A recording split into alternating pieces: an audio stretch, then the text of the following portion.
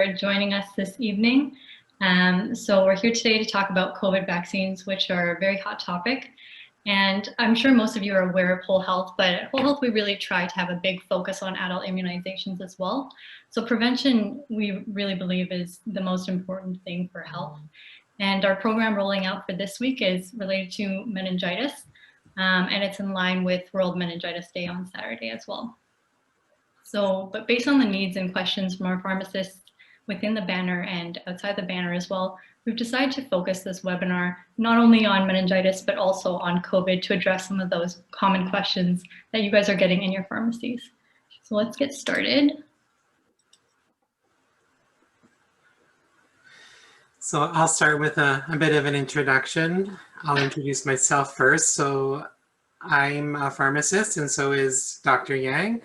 I've been a pharmacist a bit longer. I won't say how long, but my role with Whole Health is in pharmacy operations. So I provide operational support to our 100+ pharmacies in 6 provinces.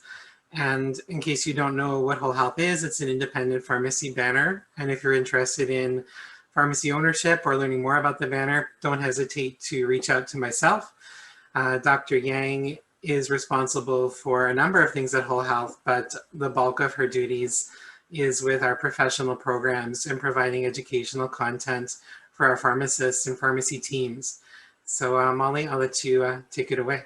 Yeah, thanks so much, James. So yeah, exactly. I work on the programs department. So if anybody has any suggestions or questions about any of our programs, please feel free to reach out to me.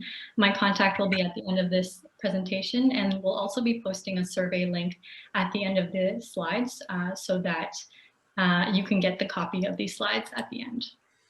Yeah, and as we're going through, if folks have questions that arise, please feel free to use the Q&A tool. I'll be watching that throughout the presentation. I might interrupt Molly with a few questions, but if we get overwhelmed, we'll leave some of them towards the end and get to the ones we can and follow up on the rest later. This presentation is made possible thanks to some generous support from Pfizer. So thank you to our friends at Pfizer for continuing to support Whole Health in our education endeavors. Yeah, definitely. Okay, so we kind of have a packed agenda for this evening. We're going to be ambitious and try to cover all of these topics.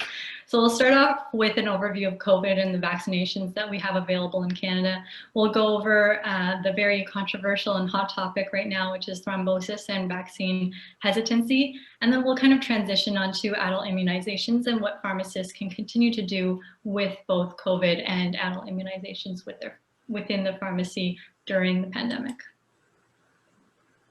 So to start off, we're going to do an overview of COVID vaccines. So this slide just goes over some of the main components of mRNA vaccines. All the available vaccines that we have on the market right now use the spike protein found on COVID virus. And the spike protein is involved in binding and fusion with host cells. So it's involved with the virus's ability to infect our cells. Specifically with mRNA viruses, the mRNA vaccines, the mRNA is the instructions that our cells use to build proteins. So in this type of vaccine, the mRNA is encased in these lipid nanoparticle shells, in which then it's able to get into our host cells, which produce that spike protein, express it, and then stimulate that immune response. So there's some details about the Pfizer and Moderna vaccines on this slide. You'll be getting these slides at the end, so we won't go through everything, but there are a few important items. So for example, here in these vaccines and in all of the vaccines, usually in the vials, pharmacists have been able to extract more than the number of doses that is listed in the monograph. And so it's important, because of how precious these vaccines are, that you extract as many full doses as you can. These vaccines are also a little bit more fragile than the viral vector vaccines, so it's important not to shake them. There are suspensions, so there might be some particulate matter in them. For the Pfizer, invert it gently to mix it a little. And then for the Moderna, you would swirl gently, so never shake these vaccines. And of course, you would not refreeze after being thawed. Okay, a little bit of information on the viral vector vaccines as well. These use a non-replicating adenovirus. So adenoviruses are commonly known as the common cold virus. It's a harmless vector in this case. It does not replicate in your cells. It does not give you COVID. There is no COVID live virus in the cell, in the vaccine. So they use the adenovirus vector to deliver the DNA that codes for that spike protein to, again, have our host cells produce and express that protein to stimulate the immune response. So I think most of us pharmacists are well aware of the AstraZeneca vaccine. It's the most common one that we have gotten to use in pharmacy throughout Canada. The Janssen vaccine is not in Canada yet. It is approved. However, it should be coming hopefully by the end of this month or next month.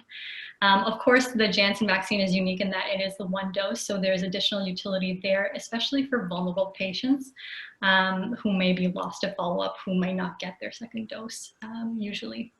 Yeah, the extra doses point is very important, Molly, because we've seen with the COVID vaccine and in our pharmacies, when they received that first 500 batch, they were getting 25 or more extra doses from those 500 dose allotment. And then even with the brand AstraZeneca, commonly they're finding 11 doses per vial. So it's important that, you know, we make use of every single dose. Yeah, it becomes quite significant considering the amount of pharmacists that are vaccinating at the end of the day, right? All those extra doses. Of course, with the AstraZeneca, the main thing that's come up in the news is the clot concerns, which we'll discuss at length in one of the later slides. Okay, so moving on, looking at all of these vaccines, can we compare efficacy? So I think it's natural for us as humans when we see these numbers laid out like this to directly compare, but it's important to tell patients, and it's important to note that the studies that looked at these different vaccines were done in different populations, in different times of the pandemic with different variants circulating, so it really is not possible to properly compare the efficacy of these vaccines. What is really important, however, is the fact that they are all very effective, especially if you look at this second row here against serious COVID. So that would be hospitalizations, death. And that's our ultimate goal, to protect patients from those serious outcomes of COVID. So just a counseling factor here, that now is not the time to be shopping for vaccines, and patients should be getting the first vaccine that's offered to them. Just as an FYI, as a context, the flu shot actually, efficacy-wise, it reduces your risk of flu by 40 to 60%. So these vaccines are a lot more effective and they can save your life.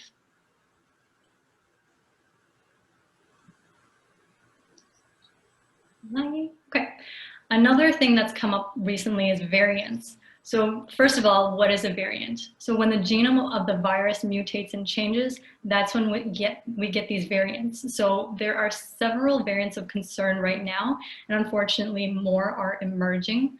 In terms of what causes the variations, every time there is spread and replication of the virus, that's an opportunity for a mutation or a change to happen in the genome. And that's an opportunity for the virus to mutate. Now, sometimes depending on where those mutations occur, it can be insignificant, or sometimes it can be significant, leading to these variants of concern.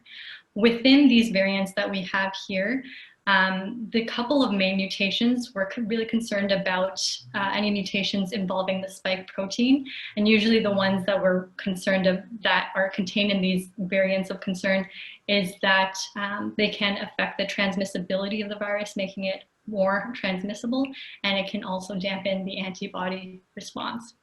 So we have, I think the three on the left here are some of the more established ones. This one on the right is originating in India. It's a more up and coming one, but it is also of concern. Most recently, Canada has just announced that it's halting all air travel to India just to try and halt the spread of this variant as well. So with all these variants, the question remains, is it still important to be immunized if there are changes in the spike protein? So to answer that question in short, yes. There are varying levels of protection between the vaccines, and the evidence is still evolving. all the companies are looking at their vaccine efficacies and their vaccine design, and when it comes to variants as well. And although protection against some of these variants might be incomplete with some of the vaccines, there is still some protection, and they could still protect against severe disease. So usually we see patients who have gotten vaccinated, they may be getting less severe disease versus if they had not gotten the vaccine. So Molly, with regard to variants, does that mean that we'll be doing boosters for COVID vaccines in the coming months? Yeah, that's a very real probability that we might have to get boosters after our initial series and in the future as well, in future years, just because of the way the vaccine is mutating, and the more spread that we have, the more variants we're going to get, right? And so as time goes on and as every manufacturer is looking at their vaccination and seeing if there's any potential to tweak it based on the variants, we'll likely have to get boosters.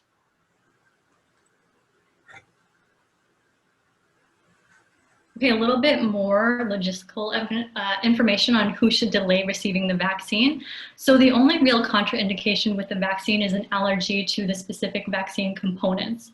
Otherwise, for delaying the vaccine, it would be anybody with an active or acute illness, COVID or not, anyone who has suspected COVID or they're self-isolating due to COVID exposure from someone. So within that isolation of 14 days or so, they should delay their vaccine just to protect the pharmacy staff as well, right? If they received another vaccine less than 14 days, or they intend to receive another vaccine less than 28 days after the COVID vaccine, it is recommended to delay. And this is not due to safety. This is because we don't have data on this, and we don't want to confuse any side effects of one vaccine with the COVID vaccine, which is really being heavily monitored right now.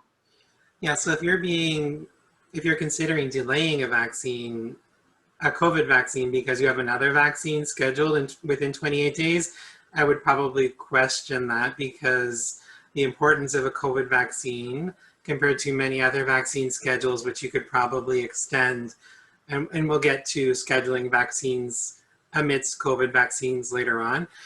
So Molly, these questions on the slide, I think a lot of them have actually come up regularly in at Whole Health, we have a WhatsApp group for all of our immunizers. And I think a lot of these questions have actually popped up regularly, and I think you'd like to address them for the group. Yeah, definitely. I think there are common questions that come up for pharmacists who are giving these vaccinations. So number one, what if they don't have an active COVID infection and it was a past or previous infection that they had? Do they still need to get the vaccine, and when should they get it?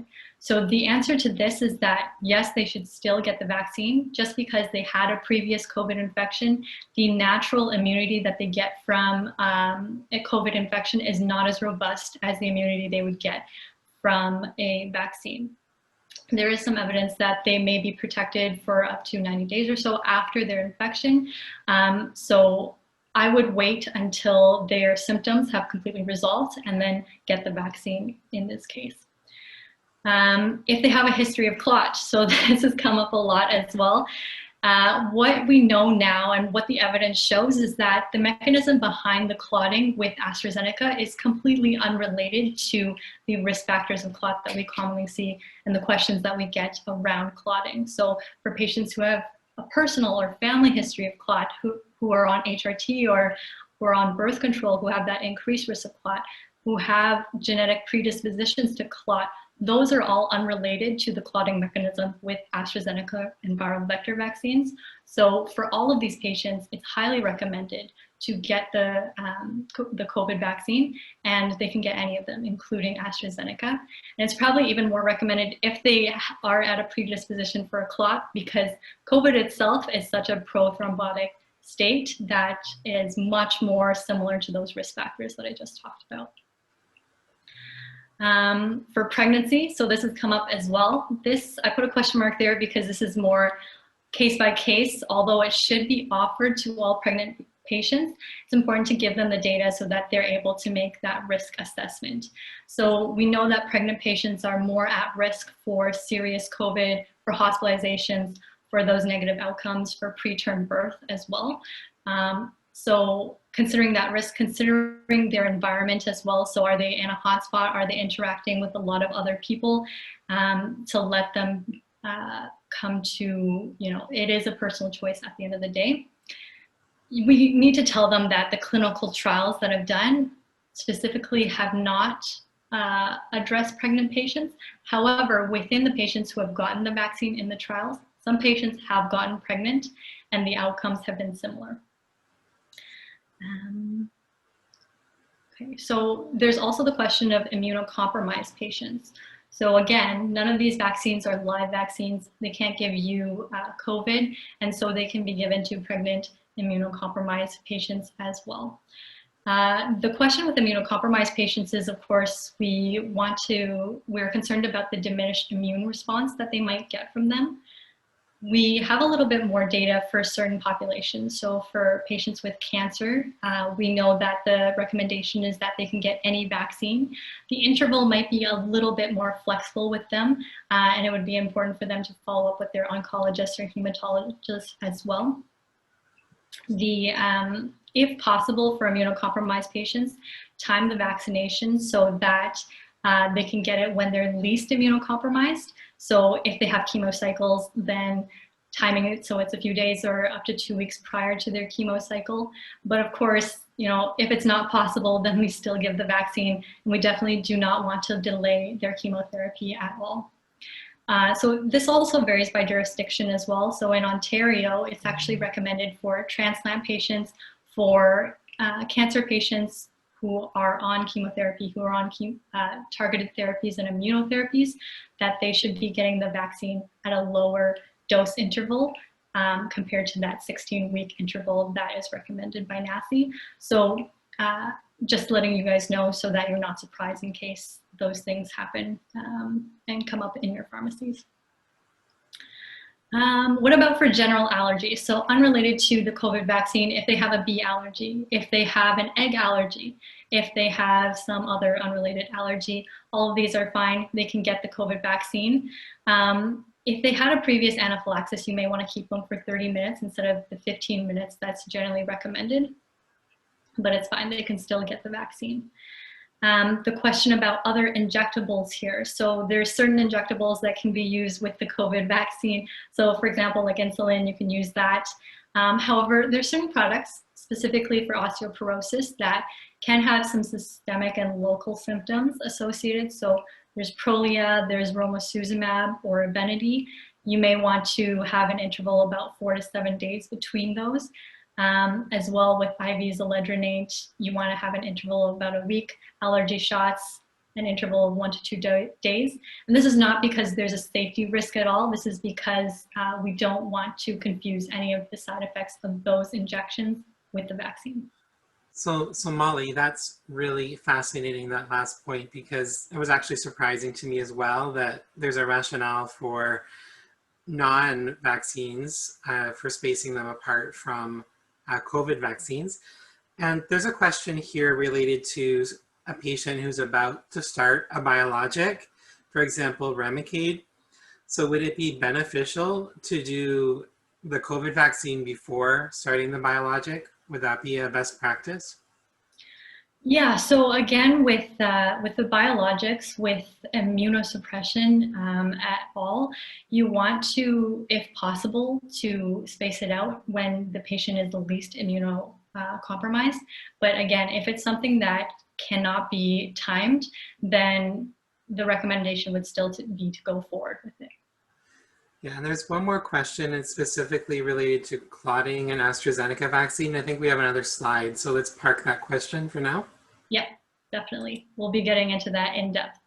So I added this slide here. It is a little bit more information on vaccine side effects. It's just important here to counsel on what's normal and what isn't. There's a lot of anxiety around adverse reactions right now. And so highlighting the fact that these sort of side effects are normal within the first couple of days, and it actually means that your body is mounting a stronger immune response to COVID. So getting into thrombosis now. Okay, so this slide goes over what we know about the thrombotic state with AstraZeneca. So both Health Canada and other regulators like the EMA have assessed AstraZeneca.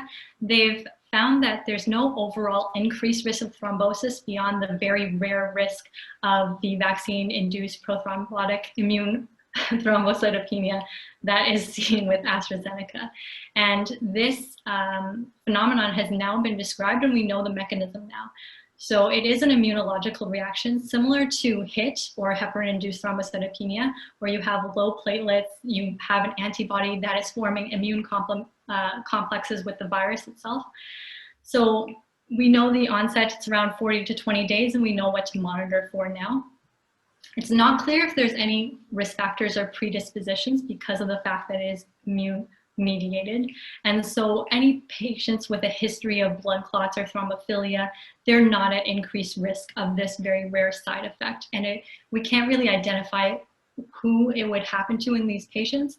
But the good thing is that we have this data now where we can monitor for it. We know what happens. We have assays to diagnose it. We're able to treat it. And so because we're hypervigilant about this now, the mortality of this phenomenon will go down. And we need to reassure patients that it is extremely, extremely rare. It's treatable. You just need to monitor.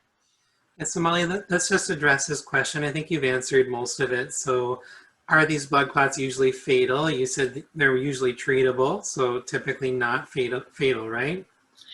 Yeah, so the original evidence, I think from the EMA found it was a 40% fatality rate, but remember at that time, it was like we didn't know what was happening, right? And patients weren't getting treatment, they weren't monitoring at the right time. And so there's that risk associated. Because we're monitoring now, we have treatment for it, the mortality rate will reduce. And do we know if these blood clots have been like a DVT in the leg, or are they cerebral? Yeah, so usually with these ones, we've been seeing a lot of cerebral and portal vein thrombosis, which is a little bit very typical, right? However, recent evidence I've seen has actually come out that COVID is actually has been associated with those cerebral and portal vein thromboses as well. So, you know, there is a risk of it with COVID. There's a higher risk of overall thrombosis as well with COVID. And I've just included some links here for references. This first one is the science table, which has a good algorithm for how to manage the ITT. And also Thrombosis Canada has a lot of good references and resources as well. So the next question relates to this slide, Molly. I'll read it out so you have it in mind as you move forward. The next slide it relates to. So what is the most up-to-date number on the chances of the clot? I've seen 4 in 100,000, 4 in 1 million, but I'm not sure what to believe. Yeah, so that's a really good question because there are so many numbers, right? The original EMA document was 4 in 1 million, depending on the country, Germany, different places, because of the difference in population. We've seen, you know, 1 in 250,000. Sorry, that's 4 in 1 million. But we've seen 1 in 100,000, which is 10 in a million. So it can be a little bit difficult to ascertain. I think the main point of this is that it is overall extremely, extremely rare. And the fact is now that we can treat it, like regardless of how, like, I mean, if we translate 10 in 1 million and 4 in 1 million, the actual percentage is very, very slight, right? A slight difference. And the fact is that it's treatable now. So that's the important thing to address to patients. And it kind of goes over that in the next slide as well, when we look at some of these percentages and what the difference is in incredible orders of magnitude, right? We have AstraZeneca vaccine, which this is the original EMA document, said 4 in 1 million. We have air flight over 4 hours long. So if you're on an airplane, you're more likely to get thrombosis. This is a lower number as well from Thrombosis Canada. I've seen numbers of 1,000 in 1 million. COVID infection, even non-hospitalized patients are associated with thrombosis. And usually these are pulmonary embolisms. So can be very dangerous as well. And then for COVID infection and hospitalized, of course, it's very, very high. Seeing these numbers, like it's very obvious, it's very clear that the risk is much higher with COVID than it would be for the vaccine. Some patients may say, again, bringing up the mortality rate between AstraZeneca versus like a different type of thrombosis. But again, we do have evidence that COVID is associated with some of those rare forms of thrombosis as well. And if we look at the actual Canadian data, just to have in context, in one day in Canada, 41 people died. And that is way more than we would expect with the AstraZeneca vaccine if we were to give it to everyone in Canada, right? So it's really, really risk in context here. So yeah. Yeah, I think that throughout, the last few months, we've really lost, because of media influence, our ability to understand what the true risk is. And it gets so much attention. But like folks back when we were able to travel were well accepting of their risk of a blood clot on an air flight, which is, much, much greater than that of receiving the vaccine. So that holiday to Cuba comes with far greater risk than protecting yourself from COVID with a vaccine. So it's really interesting to put that in perspective. Yeah, definitely. And I'm glad to see some of the more recent news with, as the age ranges have changed a little bit, how there is a little bit less hesitancy than there might have been in the weeks beforehand. I hope that trend continues, but of course we'll have to see. And it really, pharmacists are in such a great position to educate patients about this, and we really do need to have this ready for patients to address their vaccine hesitancy. So going into the next slide on general vaccine hesitancy, as we stated, often the hesitancy recently has been due to thrombosis, but there are a lot of reasons for hesitancy as well that we need to consider. So is the hesitancy due to pain with vaccination? Is it due to their inability to schedule an appointment, or the timing of the dose? All of those things can be addressed with more information and with patient-centered care. Whereas, if it's because the patient is anti-vaccine, then it may be a little bit of a different story. We also have to remember to be cognizant about some of the barriers that patients face, especially in marginalized communities, that has limited their trust in the health system or their access to the vaccine. So of course there's a necessity for changes in policy to allow for more equitable access. But what pharmacists can do is that we can continue to do what we can and to advocate for our communities.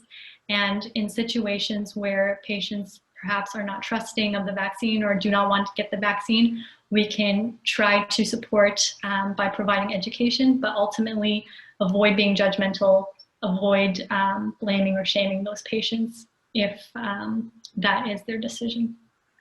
There is also the perception of risk difference. So depending on different populations, you might get the question, COVID, the death rate is so low. Should I be afraid? I'm not going to die from it, so why do I need to be vaccinated?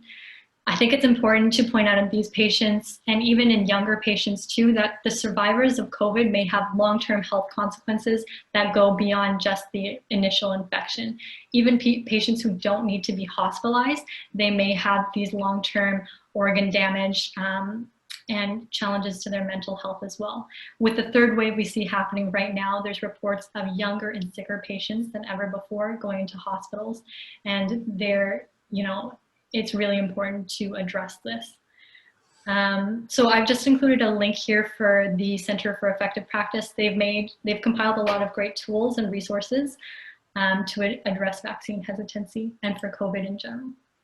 Yeah, that's a really interesting point, Molly, about the long-term consequences of COVID, and we're hearing more and more about that, but there's also the consequences of being hospitalized aside from COVID. I know of a younger person who was admitted and ended up on a ventilator, and when they placed in the equipment, it actually damaged their trachea, so they have lasting issues aside from the COVID itself, from the treatments they received.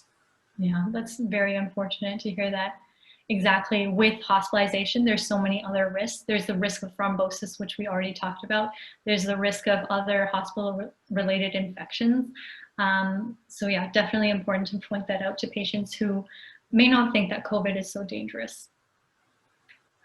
I've also just included this. This is from the Center for Effective Practice as well. This is a tool that they created specifically for COVID-related hesitancy. I find it's quite helpful. It has some prompts that you can use and speaking points. So in general, for pharmacists, it's important when patients ask you about the COVID vaccine, number one thing that you can say is that you've gotten it, everyone in your pharmacy has gotten it, your friends, your grandparents, everyone, your family has gotten it, and you would recommend it to anyone within the indicated age range, and to remind them that this vaccine is life-saving. It can save their life, it can save their family member's life, it can save their neighbor's life. So I've just included this slide. This goes over some of the tools that we've made. I'm sure some of you have seen these social media tiles that we've made on the right side that we've posted. We've also translated them into a PDF file that you can print out and have in your pharmacies on the ready. Our pharmacists have expressed to us that the injection part is actually the fastest and easiest part. The hard part is actually the counseling and getting the patients there and talking about all of these factors. So hopefully these tools will help you with those conversations and to make it just a little bit easier during these times. Yeah, Molly, I think these are really great tools. And now that, we've identified that these vaccines, it's not just AstraZeneca, but others have a possible risk of blood clots, it's incumbent on pharmacists to educate patients on how to monitor once they go home. And I think this handout is a great takeaway that you could send home with the patients so that they know exactly what to monitor for. Yeah, definitely. And you can you can access this handout by filling in that form at the end of the presentation, or you can email me, which is at the end of the presentation too. Okay, so finally transitioning over to a little bit more information about adult immunizations. We'll also come back to COVID near the end of this as well in how to schedule adult immunizations with COVID immunizations, and we'll go over some of the tools we've created for that. But overall, to start off with, why do we care about adult immunizations during a global pandemic? So during COVID, it's still important to continue to immunize against adult vaccine preventable diseases because number one, NACI recommends it. We need to continue to protect our patients against those preventable diseases. There's also gaps in care, and this has been an issue even prior to COVID as well, but these gaps have only deepened and widened with COVID, where during the pandemic, patients are less likely to present to the hospital due to fear of COVID. They're more likely to get their condition to get worse before coming. We also, of course, want to consider the capacity of our hospitals. We want to make sure that patients are at their optimal health and have protection throughout the pandemic when these health resources are so critical. So overall, we do want continuity of care. We already know during the pandemic and after there will be people who are at risk of vaccine preventable diseases. So we want to do what we can to curb that. So going on to meningitis. Meningitis is caused by a bacteria, Neisseria meningitidis. It's gram-negative. It is only found in humans, and asymptomatic carriage can be quite high in certain populations. So in young adults, it can be 1 in 4. In populations who live close together, where there's a lot of crowded housing, it can be up to 50%. Most cases in the world are due to A, B, C, W, X, and Y. However, as you can see here in Canada, the most likely serotype is meningitis B that represents the majority of these infections. So meningitis and IMD is quite rare. However, we do care about it, and it's important because it is fatal. So 1 in 10 cases is fatal, and it's fatal in such a short timeline. It can be fatal within 1 to 2 days of initial symptoms. And beyond that, with the survivors of IMD, up to 1 in 3 can have these complications that are really debilitating for the rest of their lives. Okay, so who's at risk for meningitis? So it starts with transmission and behaviors. So transmission is through close direct contact through respiratory droplets and through sharing saliva. So looking at how it's transmitted, these behaviors that teens and young adults are known for. Of course, they love to share drinks, share food, share lip products, lip balm, kissing. All those things increase your risk of transmitting Neisseria meningitidis. So risk factors are living in close quarters like dorms, barracks, camps, activities with close contact, sports, concerts where you're in those crowded spaces. So in addition to teens, kids, and young adults, patients who are travelers, of course, less common right now, but travelers to the meningitis belt and travelers to pilgrimage in Saudi Arabia are more likely to get meningitis. And of course, patients with who are immune compromised. In terms of the timeline of symptoms, I've just added this here because it's important to note that these are quite non-specific symptoms.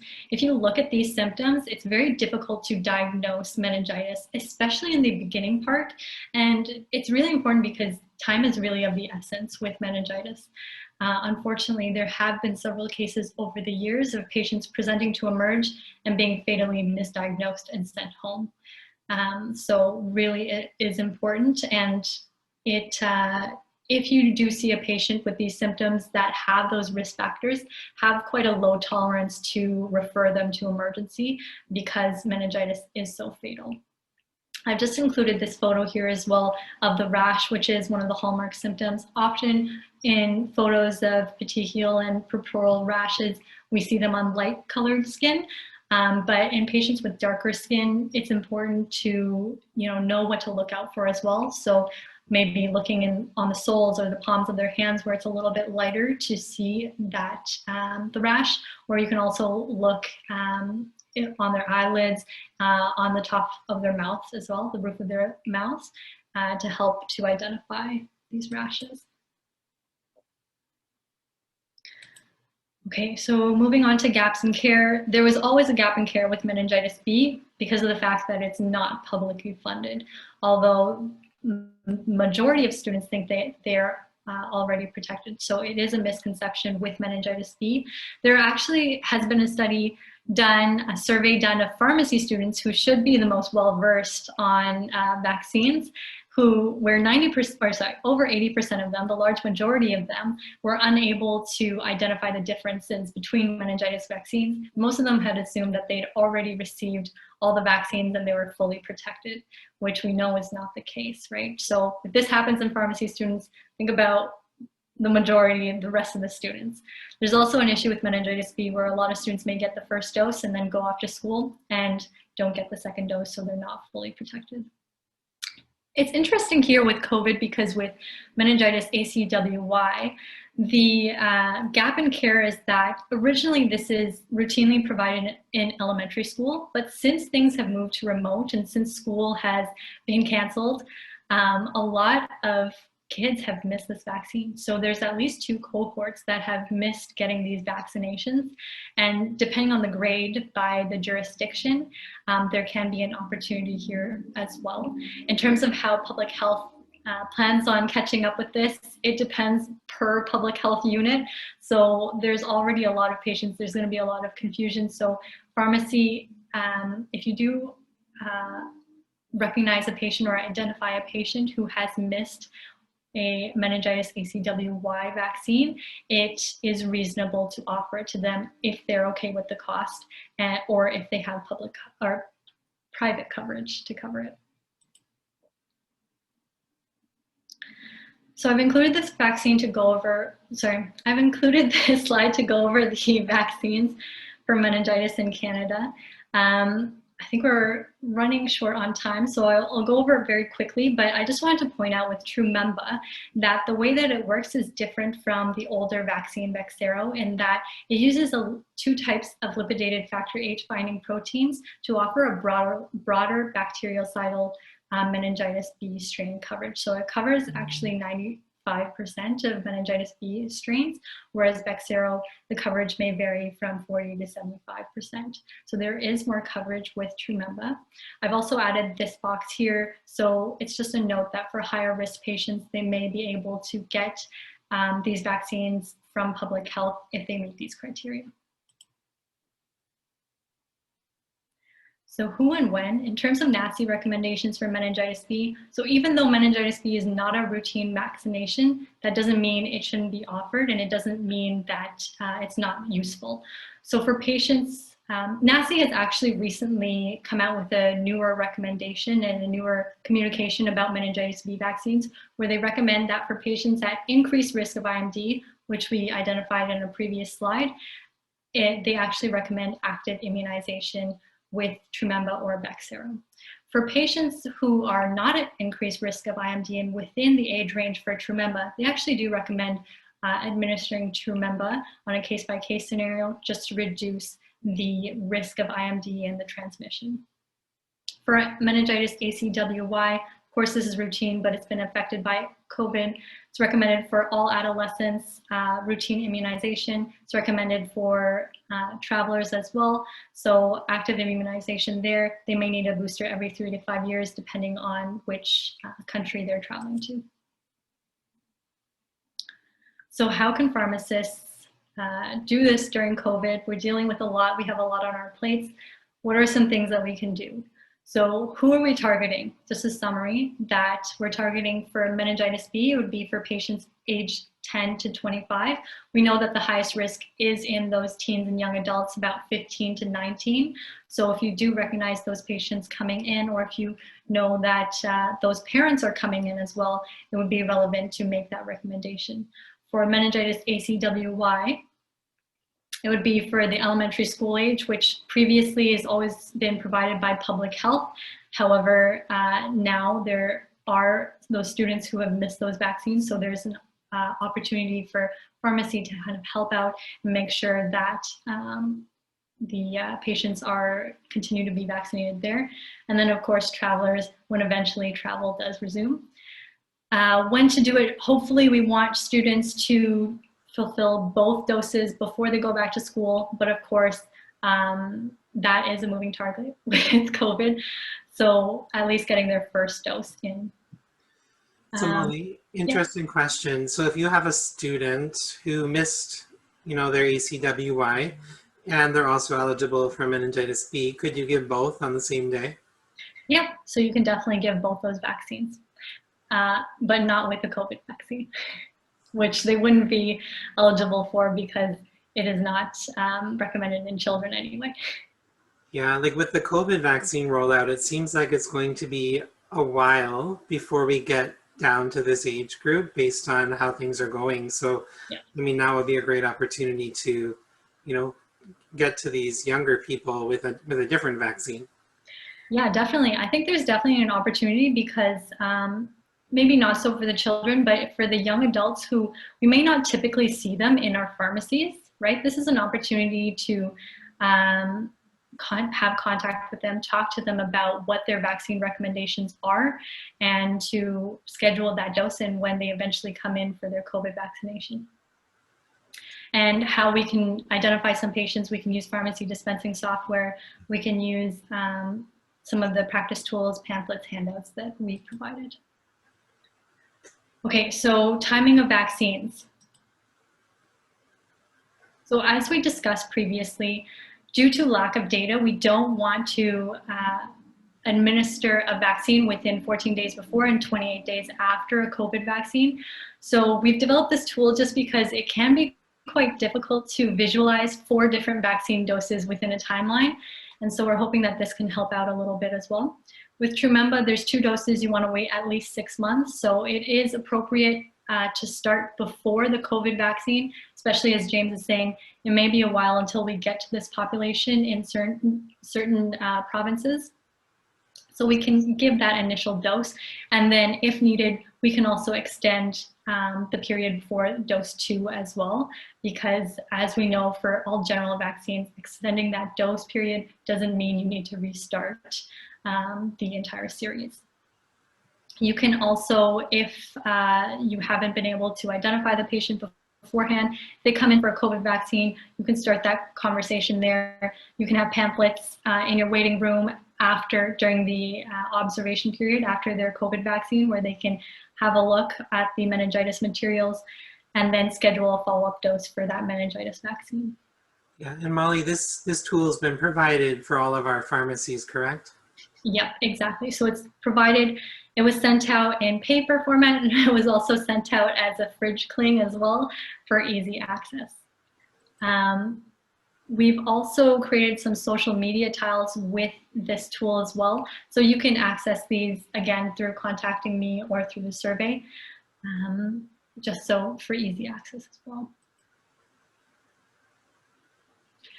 Okay, so kind of last slide. I wanted to provide this slide just because of we have gotten some questions about anaphylaxis during this time where we're providing a lot of immunizations. So here are the general recommendations. So overall, you want to keep them for observation at least for 15 minutes, or if they've had a previous anaphylaxis, then you want to keep them for 30 minutes. In terms of the symptoms, I think sometimes it can be hard to remember that some of these symptoms are actually associated with anaphylaxis. So you have the respiratory, which is a little bit easier to identify, and it triggers a little bit more in our mind when we think about anaphylaxis. But you also have certain things like anxiety, you have nausea, you have abdominal pain, and so it's important to consider anaphylaxis when you have these signs and symptoms, especially if they're more generalized.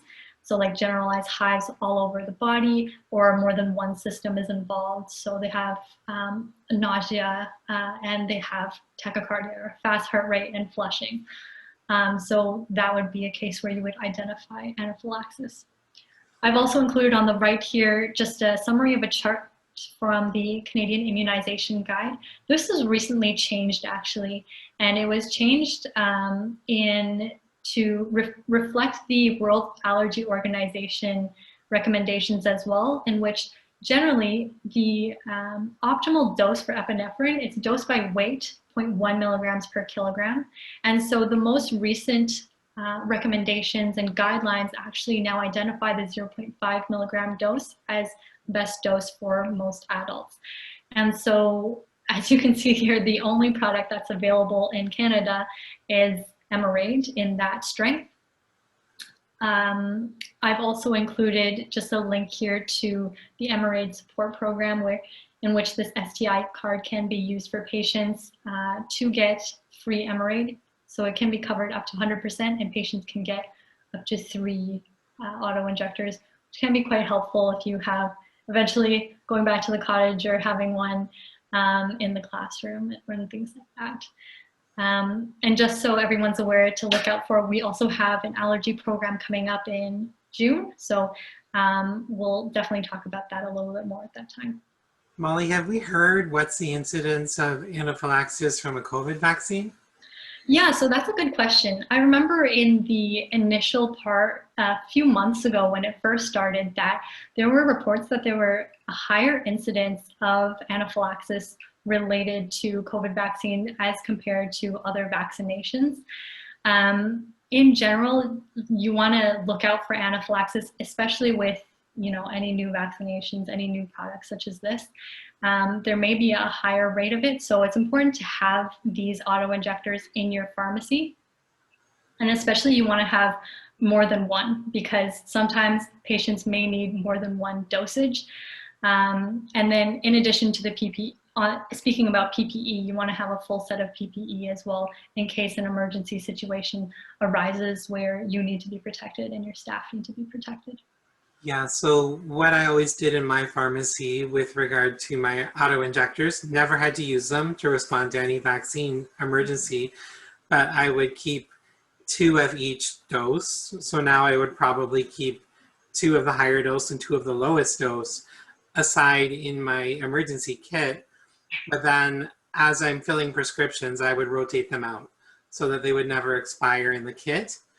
We had a really interesting question from a pharmacy today, Molly, that after giving the injection on that arm, that they were observing the patient in the 15 minutes, and the patient reported tingling on that arm. So how would a pharmacist respond, or what should they do in that situation? Yeah, so that's a really interesting question. So generally with tingling, it's not, that as you can see with the symptoms, it's not really indicative of anaphylaxis. If you're concerned at all at any point with any patient that you administer a vaccine to, you can keep them for longer. So keep them for the 30 minutes to see if it gets worse, if it goes away. Sometimes patients do have tingling depending on like the injection as well. So have them monitor for that.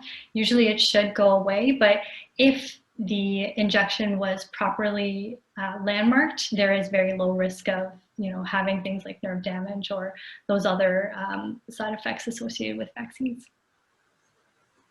Yeah, but in general, tingling is not a symptom of anaphylaxis and not something where you have to be worried about giving epinephrine.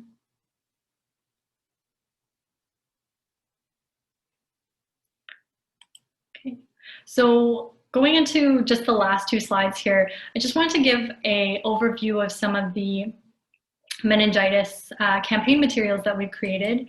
And so generally at Whole Health, we aim to create practice tools and materials to help make it easier for our pharmacists to catch up with the latest recommendations and to actually make those recommendations in the busy environment of the pharmacy. So we do that through our educational and counseling tools, our operational supports, and our awareness materials as well, which you can see here. If you would like to learn more about our materials, our programs, or about our banner, you can please feel free to reach out to me. My email is on this slide here. And that concludes the slides. We can definitely talk about any Q&A questions that have come up. But yeah, thank you very much. Yeah, that's great, Molly. Thank you for this amazing presentation. And if anybody needs to reach me, my email happens to be the same. Just swap out Molly for James. I've put into the chat on Zoom our feedback form. We'd be really grateful if folks would fill that in. It's very helpful for us as we plan future presentations to see what might be of interest for everyone who's listening in.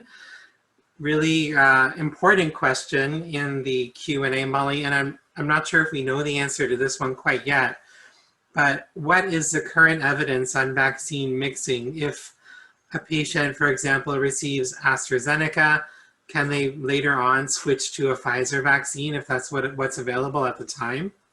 Yeah, so that's a really good question. As for the data that we have now, I know that this is being looked into, but with what we have now, it's recommended to stay within the same manufacturer for the first and second dose.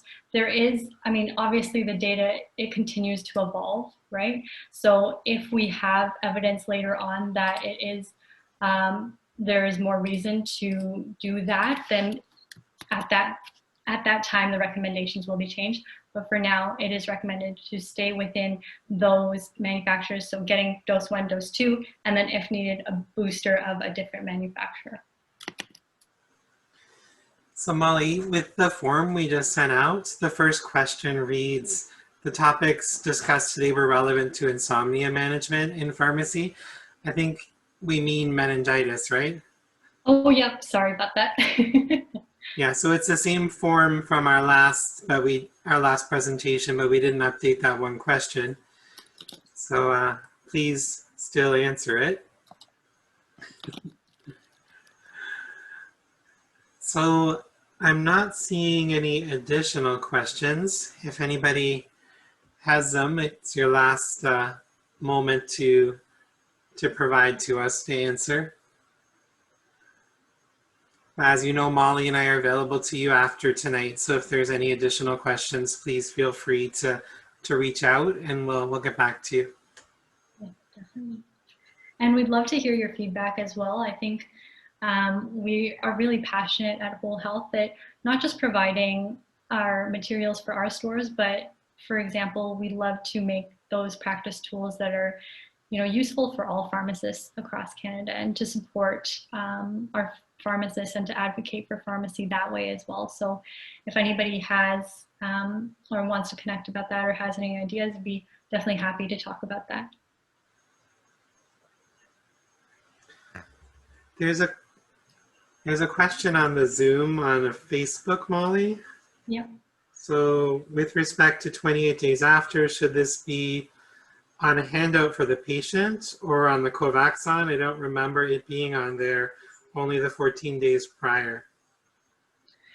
Yeah, so I would recommend if you're going to be counseling the patient to have that be a part of your counseling, right? Where you don't want them to have another vaccination up to a month after the COVID dose. So yeah, definitely bringing that up with them. All right, well, that is the end of the questions. Thank you, everybody, for joining us tonight, and look forward to the allergy presentation. In June, we'll be talking a lot about anaphylaxis updates, so should be good. Definitely. Thanks so much, guys. Thank you, Molly. Good night. Okay, good night.